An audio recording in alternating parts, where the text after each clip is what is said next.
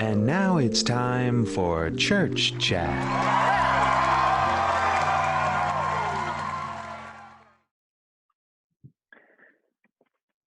Hello, my friends, and welcome to another edition of our Church Chat. It's such a joy to be with you in this digital space. And please do be assured of my thoughts of you and my prayers for you. But I'm so glad that the blessings of modern technology enable us to gather in this way. I'm joined, of course, as you can see on screen, by Laurie Robertson and Bill Bickle, and Martha Sienna, who's joining us as a special guest on this edition of Church Chat. There was a bit of cause for celebration, and no small bit of cause for celebration, actually, in Laurie's life recently. Laurie, as you know, blesses us with her ministry in so many ways at St. John's. And she's been involved in a program called Education for Ministry for the last several years. And Laurie has just completed that program after quite an intensive course of study. So Laurie, congratulations to you on that wonderful program. I wonder if you might want to tell us a little bit about your experience. Well, thanks so much, Jesse. It's such an honor. And I'm wearing the pin, which is, it just says EFM, and then in fine print below it says alumni. So if anybody saw that, they know I'd completed. EFM, Education for Ministry, is a program started in the University of the South, which is in Sewanee, Tennessee. It's an Episcopal university, and it was started in the 80s to equip lay people with a better understanding of their faith through reading the Bible, Old and New Testaments completely through with texts, and then studying church history, and then studying our world and multicultural things, talking with others about faith in different ways, and so on. It's a 4-year program, 9 months a year, 1 night a week for meetings, plus all the readings. And so it really is quite intensive. I took a year off last year and finished this year. And it's just really strengthened my faith. It's strengthened my joy in the Lord. And it's strengthened my confidence in what I know. And it really has equipped me for lay ministry. And I'm just so thankful to God that I came across this. If anybody's curious and wants to know more, they can certainly contact me through the church, and I'd be happy to tell them. We have a group in Cobourg, there's a group in Oshawa, there's at least one group in Toronto, and various places across the country you can join. So do let me know. I'd love to tell you more. Certainly, it's a wonderful program. Congratulations to you, and we're so blessed to have you growing and blossoming in your ministry in our very midst. So many blessings for the years to come. Bill, you've been involved in a number of ways in St. John's ministry. You continue that involvement with our advisory board and some of the ways that we're exploring and thinking about ministry as we carry it to the broader community. I wonder if you want to talk just a little bit about some of the work that's been going on there. Sure. And I know Shane has talked a little bit about this on some of the other church chats, but one of the things we're doing at advisory board is talking about sort of the future. We're talking sort of strategy and vision, and we're trying not to call it a vision statement because we don't want it to get bogged down in some sort of process or baggage that people might have around that term. But we are trying to think about where is God calling us to and discern that by listening to God, but also listening to one another and listening to the community, not just inside St. John's, but also we hope to at some point do some work listening to the community outside us in Port Hope and beyond. What we need. So we are doing some work around this. It's been going on for some time. It's not a fast process, but there's no rush. But at this Tuesday night's advisory board meeting, we're going to be talking specifically about 2 parts of the strategy or the vision or the forward direction statement that seem to be bubbling up as important to us. One is offering hospitality to everyone. And we're going to actually spend some time thinking about, well, what does that mean? And you might say, well, being hospitable just means you're nice, or you just offer a cup of coffee to anybody, or you make sure that everyone's welcome. But it's bigger than that. And we really want to sort of get behind it and get a sense of how we're already good at being hospitable, but also what's God calling us to, if that's going to become sort of a core element of who we are. And the other part that we're going to be talking about is being bold, innovative, and collaborative. And so I'm pretty excited about that one, trying to be innovative all the time. But the other thing that's really, we've already demonstrated this sort of increased or heightened awareness around collaboration. The work that we did, that Penny led us in on the Repair Cafe was a natural or an obvious way of doing the work we do, but with other people. So we we collaborated with Port Hope for Future, and it was a very successful event. Not entirely because we collaborated, but it certainly was even more so because we did. And so that sense of innovation and collaboration, and maybe thinking about ways we can do ministry differently. We were, Penny and I were talking with Bev Kelly this week about the strategy or the forward. And we said, what about perhaps partnering with someone to do treasure trove or open or selling used clothing and so on. So it doesn't mean we will, I don't want to scare anybody, but just that idea of opening up ourselves to new ways of doing things. So if, I know we've been inviting people to our advisory board meetings, some people might think, wow, is that ever a way to waste an evening? But don't, it's exciting. We have really great conversations, and the more people that are there, the better, because we really are talking about where we're going, where the Lord's calling us to, and it's exciting times. So if you want to join us on Tuesday night, please let Father Jesse or Shane or me know. Well, Bill, I think I can vouch for that. I take no credit for it. Actually, this owes a lot to the leadership that's around the table at advisory board, but this is the most dynamic advisory board. I hope there's nobody watching this from former parishes. This is the most dynamic advisory board, I must say, that I've ever been part of, and it has to do with those conversations about how a healthy tree has deep roots, but new shoots springing up all the time, new buds beginning to blossom.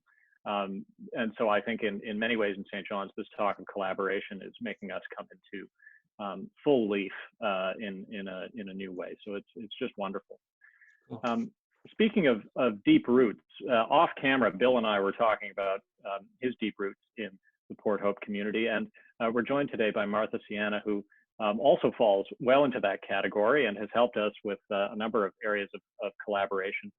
And Martha and Bill, I think, being the local Port Hopers here, just wondering if we could have a little bit of your perspective on this present situation that we're all living in and how that's affecting your lives. I think he's calling us old timers, Martha. I know. I wasn't born in Port Hope, man. I've just been here since I was 4. That doesn't count. Only Bill, he's real old timer. Yeah, I'm real. I was born in the old hospital, which is the old hospital. That shows you how old I am. Yeah. So what? One of the questions I wanted to ask Martha is what's been happening in your life since COVID came along? What's been going on? Oh God. So I stopped my job on March the 15th, which was the beginning of Kids March break. Actually, I worked one client that Monday. And that was before the premier had announced that we're shutting things sort of completely down and forever. And our college had been a bit silent, but by the end of Monday, my massage therapy college, because we're a medical college, said, no more work, you're done. You're not an emergency service, cease practice. And since then, I've just been home with the kids. So that was shocking to begin with, just sort of like how I don't deal well with change. The kids don't deal well with change. But the first week I had planned to take holidays for March break. So it was still sort of it felt like a vacation. I think it did for a lot of people. And then when Ryan went back to work, it was like, oh, this is a big change. So we got into a groove for 2 weeks. And then the schools announced, so you're 3 weeks into a break. And then school says, okay, now we're going to homeschool. And that was another huge adjustment. So my son, Marcus, is in grade 2 French immersion, and I left French immersion in grade 2. So my knowledge is limited, but just at his level. So I've taught myself a profound amount of French, which has been good and tearful and enlightening. Evan is in senior kindergarten where they do start French. We've weeded our way through the weeds and sort of what programs online we use, what ones we don't. I'm not going to lie and say it wasn't hard. It was very hard. There was a couple phone calls with my doctor. There's a couple phone calls with, various people from the church and Penny and some, stuff like that. I think now I'm used to being just home full time and taking on the mom role. And I am so blessed that Ryan and I have never been closer as a couple because we are very blessed to have the most amazing role models in his parents as how a healthy couple should function. They are. Wow. When I met Ryan, I think I knew I was going to marry him when I met his parents. I always joke that, and they know this, I married him because of their healthy relationship. And so we have had one disagreement the last 11 weeks in sort of like, and it was just because we were both stressed and tired and, you know, all those things. So there have been many blessings because we've never been tighter as a family union. The next challenge now is summer's here in terms of warm weather, and trying to keep up the homeschool routine when it's nice outside is really challenging. I kind of gave up on Thursday and said, well, I'll regroup Monday and we'll decide what we're going to continue with the online learning in a formal way. And then what are we going to just throw out the window, you know? And then for the kids, their biggest challenge is they go in and out of periods. They desperately miss contact with other humans regularly. Like they would like to just play with another child really badly. They would like to hug other people besides their parents. You know, they go through periods where they're fine, and then, you know, then they're not fine, and they act out in all sorts of strange ways because, you know, they're kids. You know, So what's been the hardest thing for you, sort of personally? And I know that may not sound working. like not working. My entire life has been defined by being self-employed and being sustainable. This is the first time in my life I've ever received government money for EI of any kind. That was, like Ryan and I defined our marriage on a very equal partnership. He did literally 50% of the child rearing. I did 50% of child rearing. House chores were always 50-50. We almost earned the exact same amount actually before this. And redefining our relationship in sort of like, say, I don't mind taking on a lot more of the housework because I'm home all day, and what are those responsibilities? But I also don't want to become a 40s housewife where that is the only expectation. And again, our relationship is closer than ever because I was able to express those things to Ronnie, be like, you know, can you just empty the dish machine? Like, it would show love to me if, you know, you emptied the dish machine. And he's like, oh yeah, sorry, I didn't realize I had fallen out of the habit, you know? So like, and also being sensitive because his job is even more stressful now, going into Mississauga and being around people and wearing the mask and the cleaning protocols. And his job is incredibly tiring. So also being sensitive to the fact that I do have the time to take on those other roles.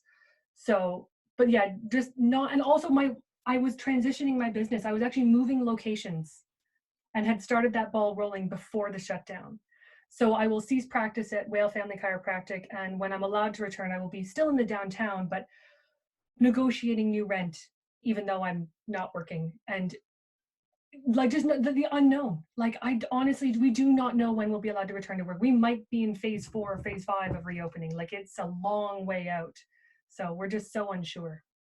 One last question, and then this may come a little bit weird, and I don't know too much about your faith, but what place has your faith, wherever it's at, been in all of this, if you're comfortable answering that? Oh, I immediately started watching church, and I joined the Monday prayer group with Shane. And the ability to be silent and contemplative about the scripture that Shane has done and doing the collect has been incredibly grounding. I think that's the most constant thing in this break. I think I would have gone nuts without it. It has been very good to be mindful and peaceful, and having like that weekly ritual of prayer, doing the Sunday school with Penny. I don't know where I'd be without it. It's been incredibly helpful to have that consistency. And even for the kids, you know, Sunday school has been incredibly important. You know, the work that Penny's done, doing the faith chain, the kids, you know, as soon as Penny put it out, the kids wanted to go see it, you know, so that's been, the faith has been very, very important. Wow, great. Well, thanks, Martha. Well, good to see you. You too. Yeah, thank you, Martha. Thank you so much for sharing that. The chain of gratitude up in front of, if you haven't seen it, it's just on Pine Street, right in front of the rectory lawn there, strung up between 2 trees. I'm looking at it right now, actually, as we speak. Grace insists on going out every single day and looking at that. She just loves it. Wonderful, wonderful initiative, and a way to be collaborative. You know, there were contributions that came to that chain of gratitude when Penny made contacts with people who are not necessarily St. John's parishioners as such, but thinking more of our parish in the almost the sort of the English sense, or the Church of England sense of encompassing the sort of the parish bounds, and really viewing our presence in this community as wider and broader and perhaps higher than we had thought before. Just a wonderful thing. Martha, it's so great to see your face. One of the blessings of modern technology here is the ability to connect with people and to have real conversation. If you would like to join one of the opportunities that we have for conversation, even if you haven't before, Bible and Brew is meeting tomorrow night at 6 p.m. In the Zoom room. And if you receive our weekly emails, you will have received login information there. If you don't subscribe to the weekly emails, you can go to our church website, St. John's Church, stjohnschurchph.ca. Bit of an unwieldy handle we've got there, but there should be a link appearing somewhere in the video description or on screen. You can go there and access in the order of service. There will be a link for that as well. Well, thank you all, my friends, for joining us for this edition of Church Chat. May God bless you, and we'll see you again very soon. Bye-bye. Bye, everyone. Great to see you. Jesse.